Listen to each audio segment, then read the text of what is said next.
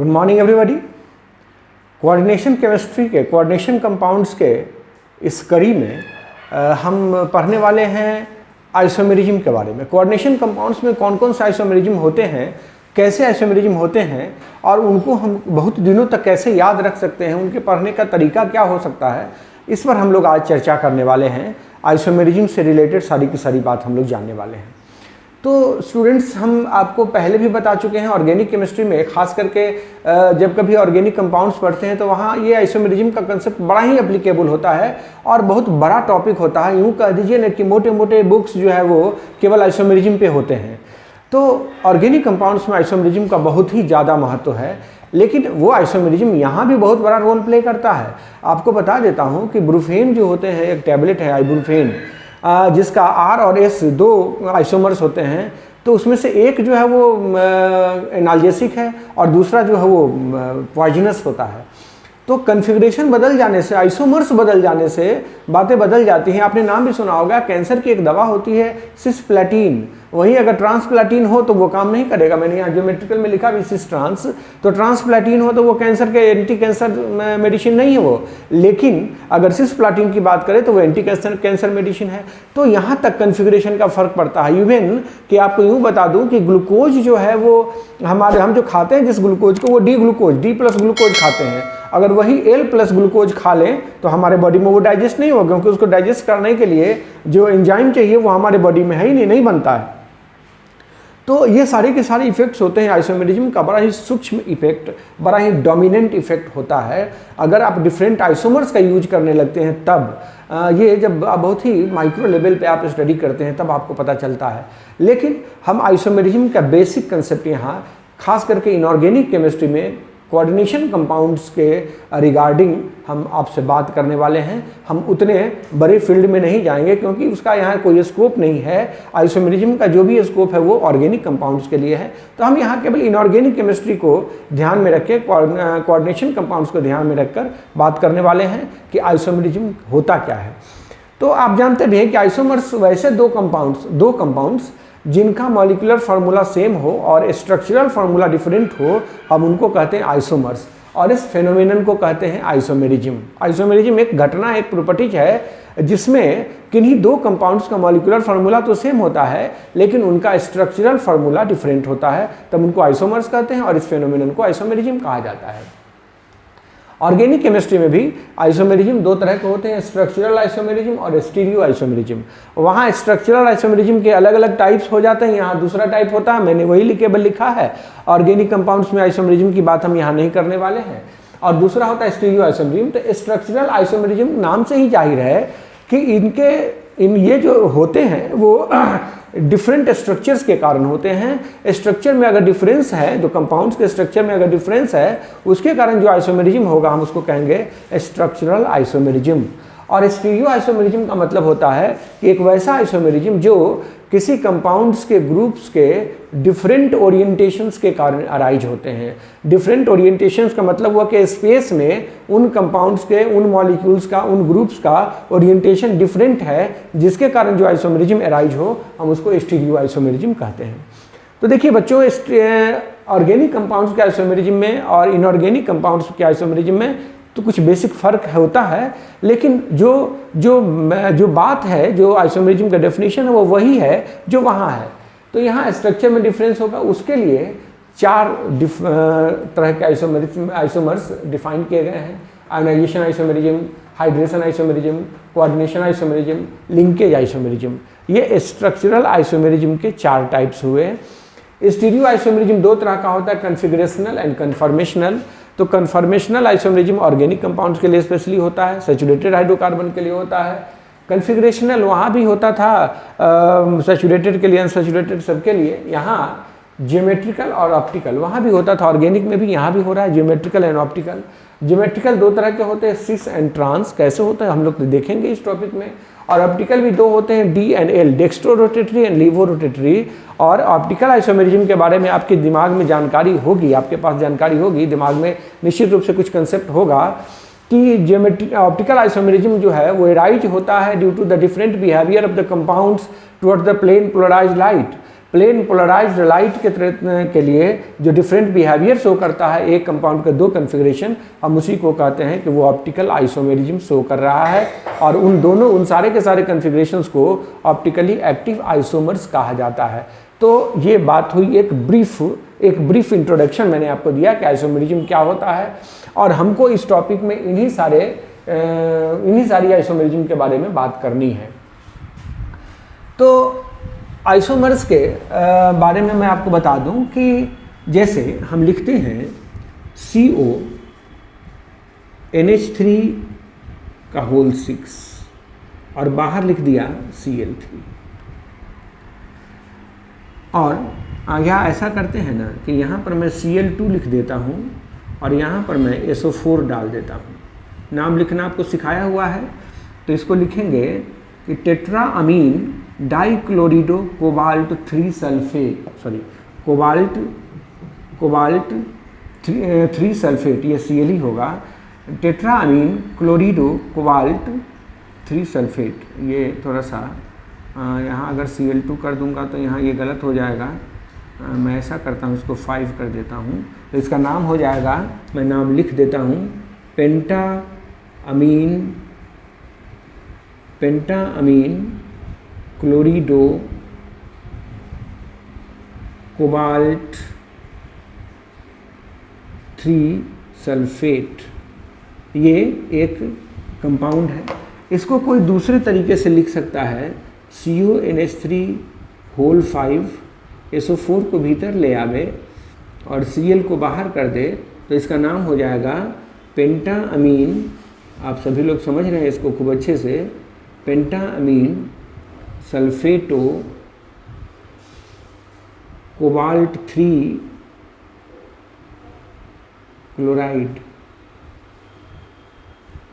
देखिए इन दोनों का फॉर्मूला तो सेम है, लेकिन इनका नाम अलग अलग है, इनका स्ट्रक्चर भी बनाया जाएगा तो अलग अलग होगा। तो ये दोनों के दोनों कंपाउंड्स जो होंगे वो आइसोमर्स कहलाएंगे, और इस फेनोमेनन को, इस घटना को हम आइसोमेरिज्म कहेंगे। तो चलिए हम स्ट्रक्चरल आइसोमेरिज्म को बारी बारी से पढ़ते हैं। स्ट्रक्चरल आइसोमेरिज्म, इसी को हम लोग बारी बारी से पढ़ लेते हैं पहले। तो इसमें कहा भी कि इस तरह के आइसोमेरिज्म जो होते हैं वो किसके कारण एराइज होते हैं? Arises due to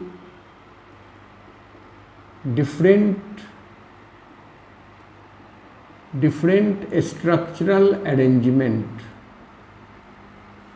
different structural arrangement के कारण जो आइसोमेरिज्म एराइज हो, हम उसको स्ट्रक्चरल आइसोमेरिज्म कहेंगे। इसमें पहला मैंने लिखा है ionization isomerism. Ionization isomerism, ionization isomerism में नाम है आयोनाइजेशन। तो आयोनाइजेशन के लिए मैंने आपको बताया था कि कोऑर्डिनेशन कंपाउंड्स में, जितने भी कोऑर्डिनेशन कंपाउंड्स होते हैं, उसमें जो सेंट्रल मेटल आयन होता है, सेंट्रल मेटल आयन, उनकी दो तरह की वैलेंसीज होती हैं। बताया भी था मैंने, एक होती है प्राइमरी वैलेंसी और दूसरी होती है सेकेंडरी वैलेंसी। ये मैंने सिखाया हुआ आपको, सेकेंडरी वैलेंसी। तो जो प्राइमरी वैलेंसी है वह आयोनाइजेबल वैलेंसी है। थोड़ा सा इसको कोरिलेट कर लीजिए, यह आयोनाइजेबल वैलेंसी है। तो इसी को हम आगे बढ़ाएंगे कि आयोनाइजेशन आइसोमेरिज्म का मतलब हुआ कि दो कंपाउंड्स जिनका मॉलिक्यूलर फार्मूला सेम हो, लेकिन आयोनाइजेशन के बाद डिफरेंट आयंस देते हो। मतलब दो कंपाउंड्स, टू कंपाउंड्स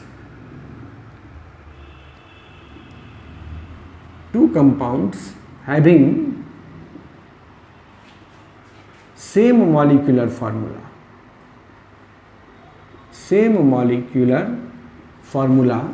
जिनका मॉलिक्यूलर फार्मूला सेम हो, बट गिव डिफरेंट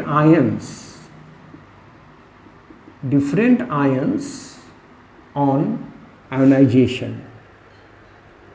आयोनाइजेशन के बाद अगर डिफरेंट आयंस देते हो तो हम उन दोनों कंपाउंड को आयोनाइजेशन आइसोमर कहेंगे। आयोनाइजेशन आइसोमर, और इस घटना को हम आयोनाइजेशन आइसोमेरिज्म कहेंगे। एग्जाम्पल देंगे तो आप बहुत अच्छे से समझ जाएंगे। जैसे CONH3 का होल 5SO4 Cl, मैं ये कंपाउंड एक लिख रहा हूँ। तो इस कंपाउंड में आप समझ रहे हैं कि ये सेकेंडरी वैलेंसी को सेटिस्फाई करता है, ये प्राइमरी वैलेंसी को सेटिस्फाई करता है। तो जब इसका आयोनाइजेशन किया जाएगा तो जो आयंस मिलने वाले हैं वो ये आयंस होंगे। इस कोऑर्डिनेशन स्फीयर के ऊपर एक plus charge plus Cl minus ions मिले। और दूसरा कंपाउंड में एग्जाम्पल में लेना चाहूँगा, CH3 होल 5 Cl भीतर में आ गया और SO4 बाहर चला गया। जब इसका आयोनाइजेशन होगा तो आप समझ गए होंगे कि जो सेकेंडरी वैलेंसी है वो आयोनाइजेबल नहीं है, तो यहाँ Cl भीतर में रहेगा, Cl आयोनाइज नहीं होगा अब, और इस पर 2 प्लस चार्ज और SO4 पर माइनस माइनस चार्ज। तो देखिए ये दोनों कंपाउंड्स आयोनाइजेशन के बाद डिफरेंट आयंस दे रहे हैं ना, इसलिए हम इनको ये दोनों कहलाएंगे आयोनाइजेशन आइसोमर्स। Ionisation isomers. तो अब हम ऐसा क्या कंक्लूजन निकाल सकते हैं इससे? कह सकते हैं कि ionization isomerism arises due to the presence of different species in the primary valency. यही तो बात हुई कि प्राइमरी वैलेंसी में जो डिफरेंट स्पीसीज हैं उन्हीं के कारण तो ये आयोनाइजेशन आइसोमेरिज्म अराइज हुआ है। तो मैं एक जुमला ये लिखना पसंद करूँगा कि the ionization isomerism arises due to the presence of different species in the primary valency of the central metal ion। मैं ये कह देता हूँ कि ionization isomerism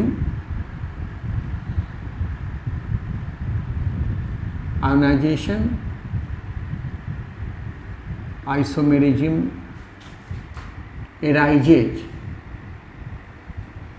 due to presence of different species in primary valency. Primary valency में different species के कारण ये आयोनाइजेशन आइसोमेरिज्म अराइज होता है। तो आयोनाइजेशन आइसोमेरिज्म, अब इसको अगर आपने समझ लिया तो कभी कभी सवाल पूछता है बड़ा टेढ़ा सवाल क्या रहता है कि कह देगा कि write the IUPAC name of the ionization isomer of this. ध्यान दीजिएगा, क्वेश्चन पूछ देता है, क्वेश्चन अगर कह दे कि write the IUPAC name of ionization isomer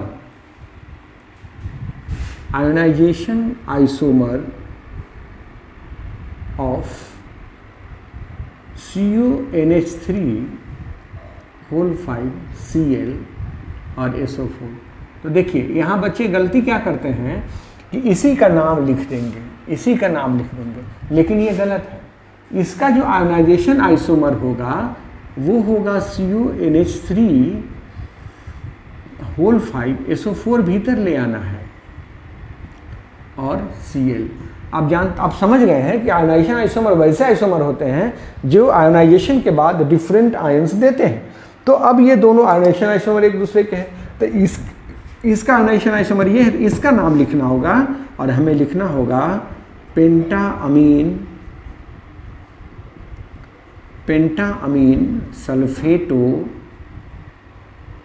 सल्फेटो cobalt 3 chloride. ये नाम लिखना, इसका नाम लिखिएगा तो गलत हो जाएगा। तो हमें आयोनाइजेशन आइसोमरिज्म में ये समझ लेना है, और तब उसके बेसिस पर जब आपने आयोनाइजेशन आइसोमरिज्म समझ लिया है तो फिर उसका आयोनाइजेशन आइसोमर लिख लेंगे, उसका नाम लिख देंगे, बड़ा आसान काम हो जाएगा। दूसरा आइसोमरिज्म है hydrate isomerism. Hydrate isomerism.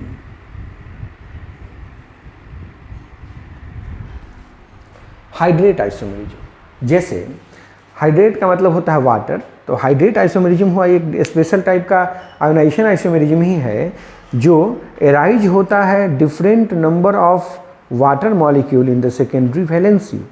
Different number of water molecules in the secondary valency ये एराइज होता है और हम लोग इसको हाइड्रेट आइसोमेरिज्म कहते हैं। जैसे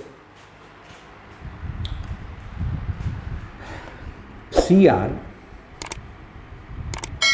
H2O होल 5 होल 6 यहाँ Cl, Cr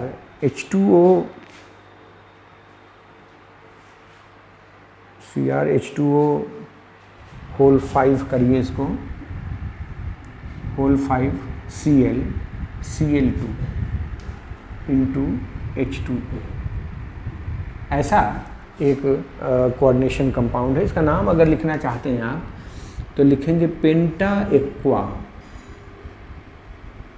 aqua क्लोरिडो chromium 3 chloride. कैसे लिखते हैं तो सिखा ही चुका हूँ। ये एक्वा है तो पेंटा एक्वा हो गया, उसके बाद क्लोरिडो और उसके बाद क्रोमियम का ऑक्सीडेशन नंबर 1 और 2 3 हो गया और बाहर में काउंटर एंड क्लोराइड है तो क्लोराइड लिख दिया, वाटर नहीं लिखा जाता है। अब इसी में कहता है कि ये लाइट ग्रीन कंपाउंड होता है, लाइट ग्रीन।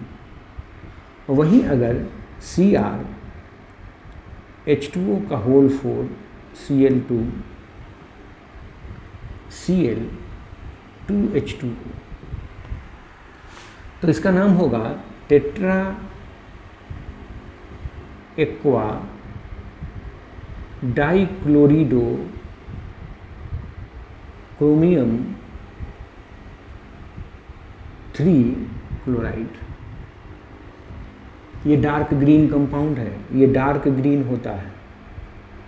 तो ये दोनों कहे जाते हैं हाइड्रेट आइसोमर्स, इनको कहते हैं हम लोग हाइड्रेट आइसोमर्स। तो यहाँ इस एग्जाम्पल को देखकर समझ लीजिए कि हाइड्रेट आइसोमर्स का नाम क्यों पड़ा, क्योंकि इनके कोऑर्डिनेशन स्फीयर में वाटर मॉलिक्यूल्स की संख्या डिफरेंट है।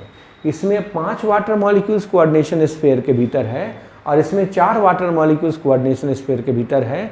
तो हम ये कह सकते हैं कि hydrate isomerism arises due to the presence of different number of water molecules in the coordination sphere.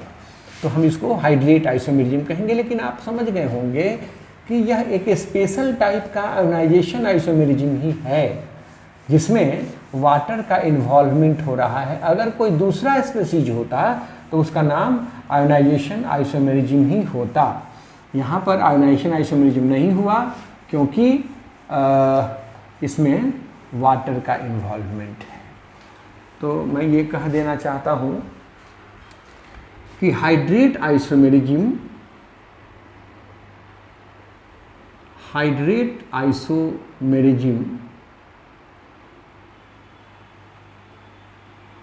arises due to presence of different number of water molecules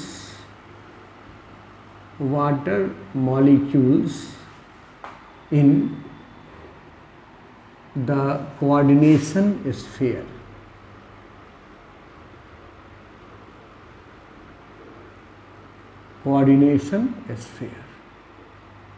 coordination sphere में different number of water molecules के presence के कारण जो isomerism arise हो वो hydrate isomerism हुआ। तो क्या हम इसको कह सकते हैं ना कि it is a special type of the ionization isomerism. यह आयोनाइजेशन आइसोमेरिज्म का एक स्पेशल टाइप हुआ, आयोनाइजेशन आइसोमेरिज्म का एक स्पेशल टाइप हुआ। तो आयोनाइजेशन आइसोमेरिज्म ही है ये, केवल आयोनाइजेशन में जो दूसरे स्पीशीज होते हैं आयोनाइजेशन से मिलते हैं, यहाँ उसके जगह पर वाटर मॉलिक्यूल्स होता है। चूँकि वाटर मॉलिक्यूल्स आयंस नहीं होते हैं इसलिए इनका अलग से नाम ही रखा गया है हाइड्रेट आइसोमेरिज्म। ठीक है, ये क्लियर हुआ। तीसरा आइसोमेरिज्म है कोऑर्डिनेशन आइसोमेरिज्म। कोऑर्डिनेशन आइसोमेरिज्म,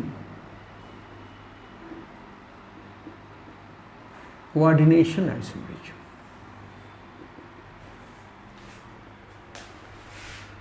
पहले एग्जाम्पल से समझ लेते हैं इसको।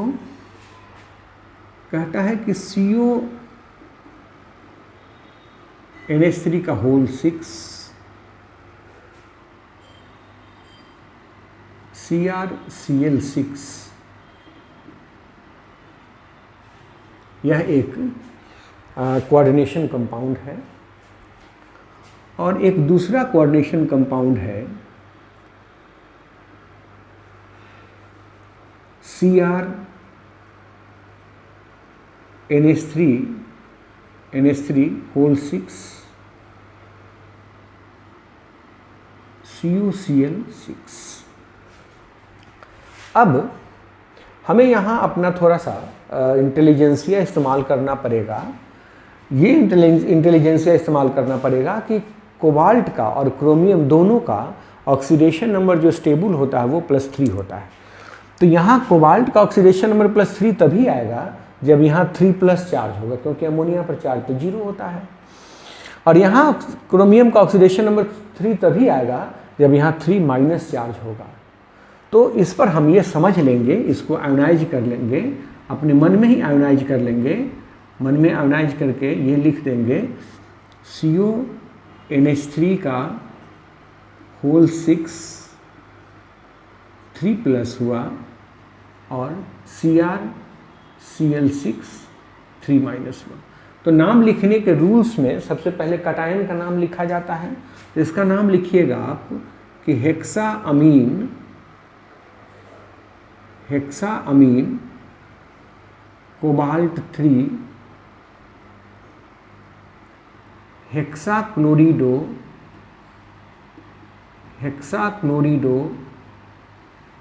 Chromate 3 हेक्साक्लोरिडो chromate 3। और यहाँ अगर इसको आयोनाइज करना चाहते हैं आप तो निश्चित रूप से यहाँ पर 3+ चार्ज आएगा और यहाँ पर 3- चार्ज आएगा। लिख देता हूँ मैं कि CrNH3 होल 6 3+ प्लस CuCl6 3-। इसका नाम लिखेंगे हम लोग हेक्साअमीन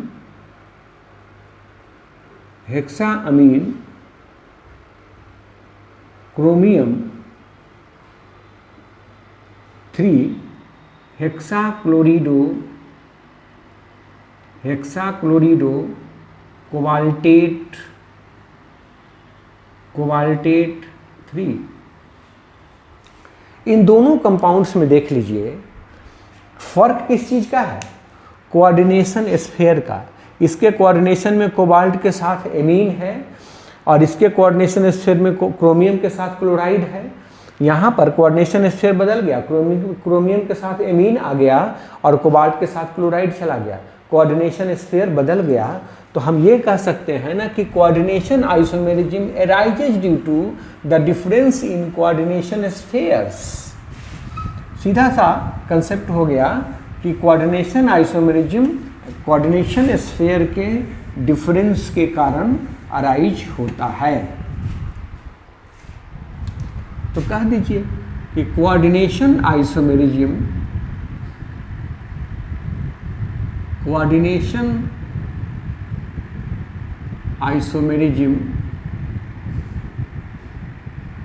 arises due to difference in coordination sphere. Coordination sphere का मतलब हुआ कि जो स्क्वायर ब्रैकेट है उसके भीतर डिफरेंट स्पीसीज होंगे, तो उसके कारण जो आइसोमेरिज्म एराइज होगा वो कहलाएगा कोऑर्डिनेशन आइसोमेरिज्म। अब अंतिम एक आइसोमेरिज्म है linkage isomerism. Linkage isomerism.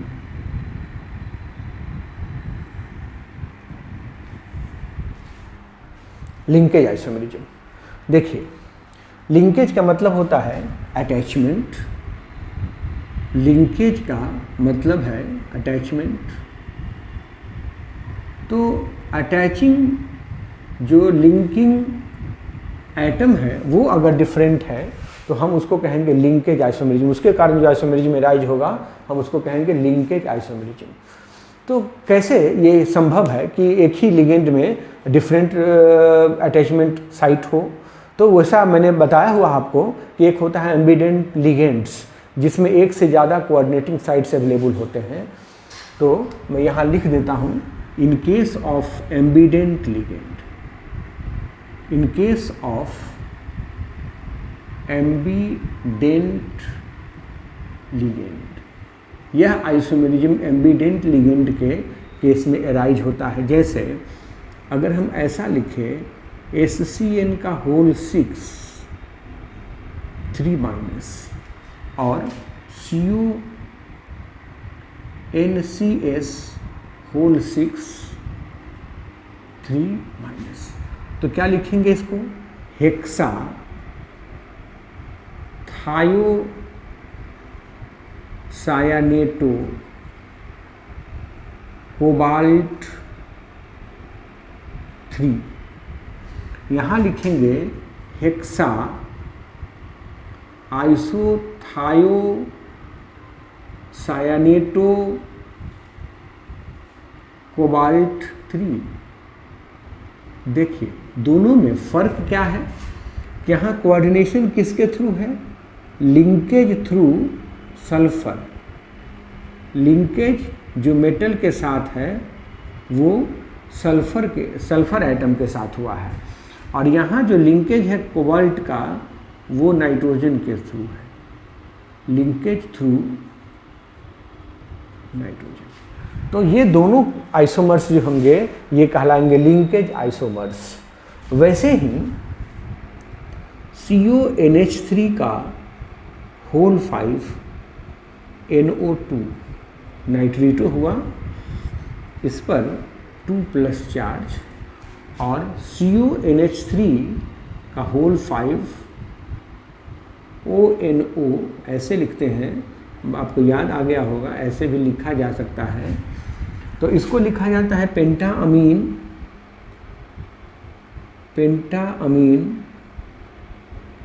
नाइट्रीटो। Bonding किसके थ्रू है? Nitrito N cobalt 3, nitrito N cobalt 3, और यहाँ पर लिखेंगे पेंटाअमीन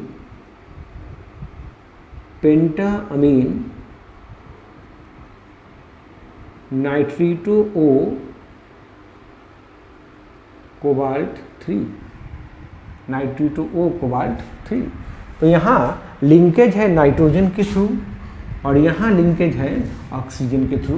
मैंने ये एम्बिडेंट लिगेंड्स जब बताया होगा आपको तो निश्चित समझाया होगा कि जब कभी एम्बिडेंट लिगेंड्स होते हैं वहाँ एक से ज़्यादा कोऑर्डिनेटिंग एटम्स अवेलेबल होते हैं, तो उसके केस में जब नाम लिखना हो तो या तो उसके नाम से जाहिर हो कि कोऑर्डिनेटिंग एटम्स कौन है, और नहीं तो वो एटम निश्चित रूप से मेंशन किया जाए जिसके थ्रू वो लिंकेज हो रहा है, जिसके थ्रू वो मेटल के साथ लिंक्ड हो रहा है।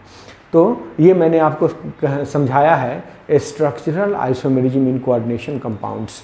ये मैं 2 लेक्चर में पढ़ाना चाहता हूँ, ये चूँकि आधे घंटे का लेक्चर हो चुका है।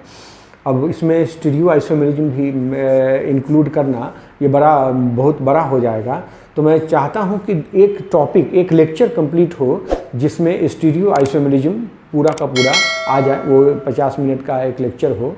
तो मैं इसलिए इसको आज यहीं छोड़ूंगा, इस लेक्चर को यहीं बंद करना चाहता हूँ।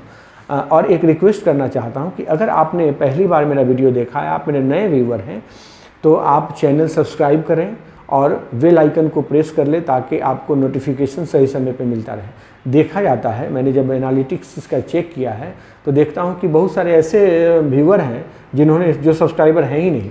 तो मैं आपसे रिक्वेस्ट करता हूँ कि आप एक बार अगर इसको वीडियो को देख रहे हैं तो सब्सक्राइब करें चैनल को, और अगर ये वीडियो अच्छा लगता है तो लाइक देना एकदम ना भूलें, निश्चित रूप से लाइक दें। और हमारी मुलाकात आपसे फिर से होगी और हम उसमें बात करेंगे स्टीरियो आइसोमेरिज्म के बारे में, डिटेल में बात करेंगे। जैसे इसमें सब कुछ डिटेल में पढ़ा हम लोगों ने स्ट्रक्चरल आइसोमेरिज्म को, वैसे ही हम लोग स्टीरियो आइसोमेरिज्म को डिटेल में पढ़ेंगे नेक्स्ट वीडियो में। धन्यवाद।